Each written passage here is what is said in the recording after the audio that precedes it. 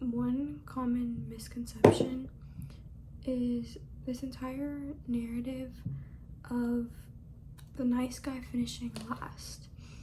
I think we've really decided to take it out of context when we say, oh, the nice guy always finishes last, and using that as an excuse to be mean or passive aggressive or rude or be dismissive of people. And I think by doing that, we've kind of undermined how powerful it is, especially in today's world, to be a genuine kind of person. I think with technology and social media and diversity and a lot of things going on politically, it's very easy to not understand someone's opinion, especially when it's different from yours.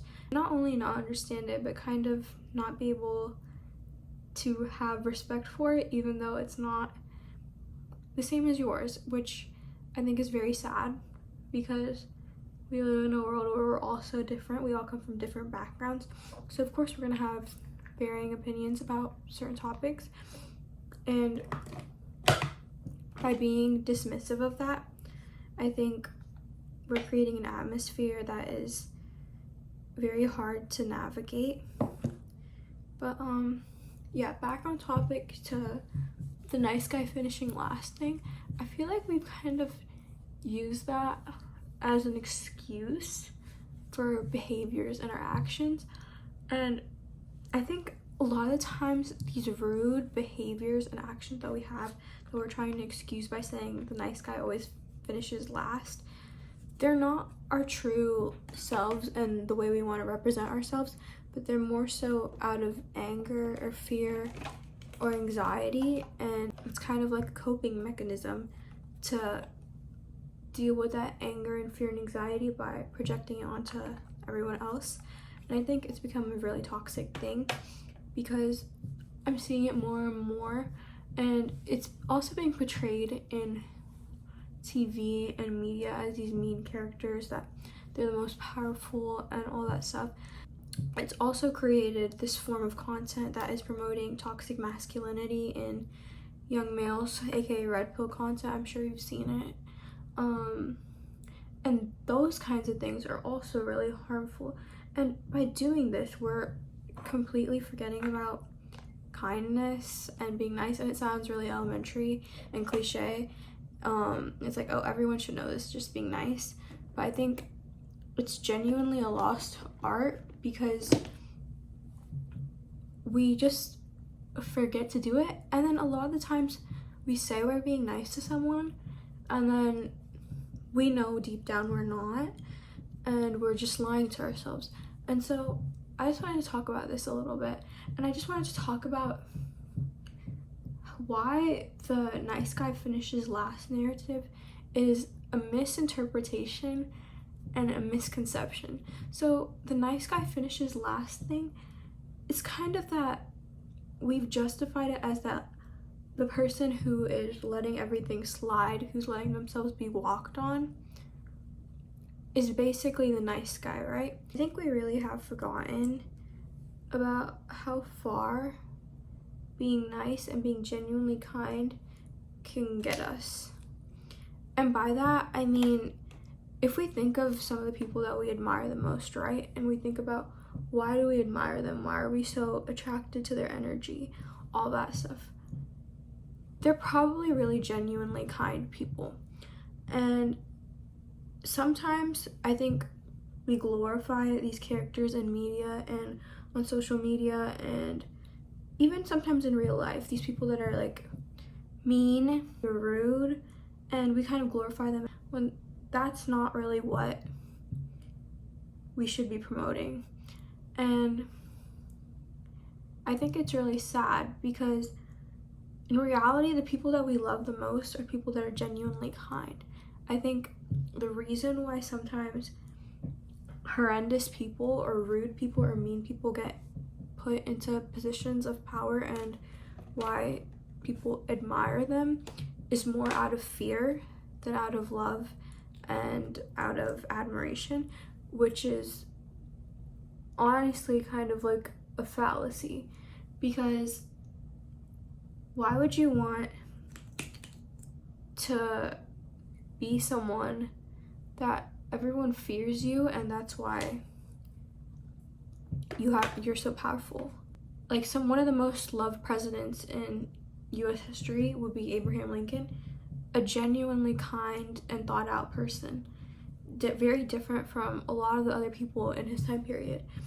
And even if we think of some of our friends, like the people that we're the closest to, are they genuine, kind people? And are those the people that we actually like? And then the friends that maybe we talk with them or we're like socially cool with them, but we're not as close to. And we think about, why am I that close with this person? Or why don't I trust this person the same as I trust another person? I think it really comes down to how that person treats other people, patterns in their behavior you may have noticed, those kinds of things. Another thing that people don't really talk about enough is that the doors that being nice can get you in. I think being likable is your biggest networking skill, period. Being energetic, being kind, just having common manners, saying please, saying thank you, all of those things are really important, and I think we forgot the importance of them, and we've underestimated what those things can actually do for you. And I think there's such a lack of genuinely kind people. I'm not talking about the people that are just being fake and then they'll go talk about you behind your back. That's not what I'm talking about. I'm talking about people that are genuinely kind. I think there's a lack of those kind of people in today's society, which is sad. And because of that lack, there's such a value for them now that there's not that many of them left. I think people also don't even realize that they don't truly like some people, and it kind of shows in their behavior. I think in a world where AI is also replacing a lot of skills and a lot of abilities, I think your emotional intelligence is becoming increasingly important. Your ability to work with people, to treat people, those kinds of things are very important, because that's something that no one else can replicate. No human, no robot can replicate a human interaction, if that makes sense. I think because of that, being kind is going to open a lot of doors for the people that are genuinely kind, because those people are going to be the ones that are going to be able to lead others. They're going to be the ones that are going to be able to take charge, to organize groups, to work individually with people. We also live in a world where mental health isn't at the best. There's a lot of triggers to that response, and because of that, I think that the people that are able to deal with other people and to work with other people and understand other people's struggles, have empathy and all of those things, those people are going to be the ones that are most successful, because that's a job that no one else can do. If you can't be nice to people, how are you going to understand the things that other people are going through, right? So I think in a world where AI is taking over a lot of skills where people aren't required, being able to work with people, being genuinely kind, having manners, those things are just becoming more and more important. Another thing is that as competition rises, it's going to become more and more important to just be kind. It truly is the littlest, smallest details that set you apart from the rest, and you want to take every little thing you can, whether it's something in school or something in a career, whatever you can do to set yourself apart, that's exactly what you want to do. Whatever you can do to go above and beyond, that's exactly what you want to do. So that's why I'm saying that being kind and making other people like you, it's gonna take you a long way. And I'm not saying making other people like you as in like change who you are or anything of that nature. I'm saying making people like you as in just being a warm, welcoming person. And I think also being kind is also very misconstrued with being an extrovert. I'm not an extrovert. I think just having common courtesy, saying please, saying thank you, talking to the person next to you, those aren't things that are hard to do. You can be an introverted person and still be kind. So I don't see the correlation between I'm an introverted person so I can't be nice, or I can't have a conversation with the person next to me. I just feel like those two things are completely unrelated. The other thing is that being nice to people only improves how you feel about yourself, because to a certain extent you get a rush of dopamine from, oh, I did something right, I did something good, I helped someone, or I made someone feel a little bit better, or I was just nice to someone, I made someone remember a part of their day. Those kinds of things are the things that make you human, and they make you have desires to have goals, to do something with your life, to do something. They make you happy, and these are all scientifically proven facts.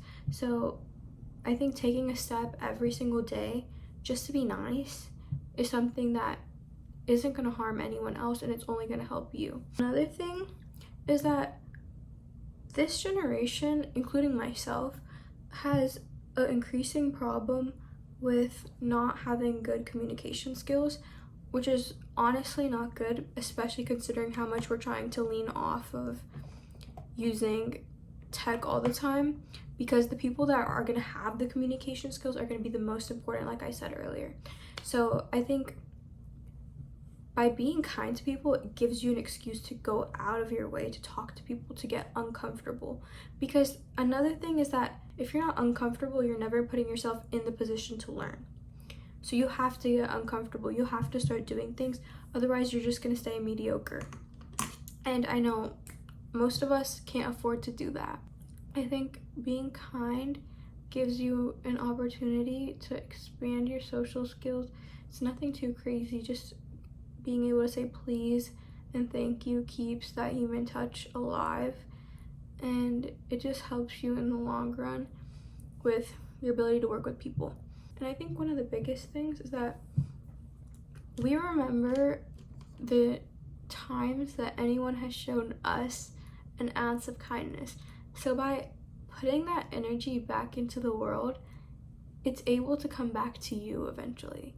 It's all a chain of positive reactions that automatically balance your life, and it removes depression, anxiety, all of those things. Like I said earlier, that social media has made it hard for people to understand some of these concepts, and they're kind of making it an unused practice, which is not good. But I think if we keep on trying to bring kindness and being nice into our everyday lives, it's just going to help us and create a better atmosphere for everyone around us.